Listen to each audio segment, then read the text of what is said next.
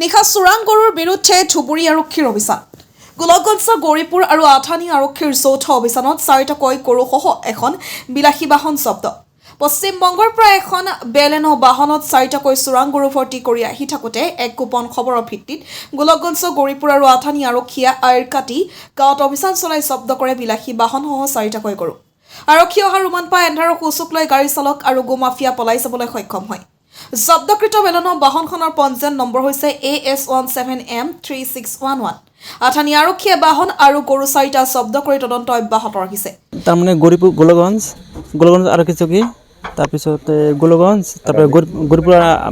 staff আৰু তোমাৰ আঠানী staff তিনিটা থানাৰ ষ্টাফে যৌথ অভিযান চলাই এটা গাড়ী ইনফৰমেশ্যন পাইছিল সেই ইনফৰমেশ্যন হিচাপে গাড়ীটো খেদি খেদি আহি আৰিকাটা আহি পায় গাড়ীটো পাৰ পিছত তাৰ ভিতৰত 4টা গৰু পায় গৰুখিনি উদ্ধাৰ কৰি কি ক'ত লৈ যায় এতিয়া পাউণ্ডত লৈ যাম কেইটা গৰু আছে 4টা গৰু আৰু গাড়ীটো থানাত জমা দিম আৰু গৰুটো আমি পাউণ্ডত লৈ যাম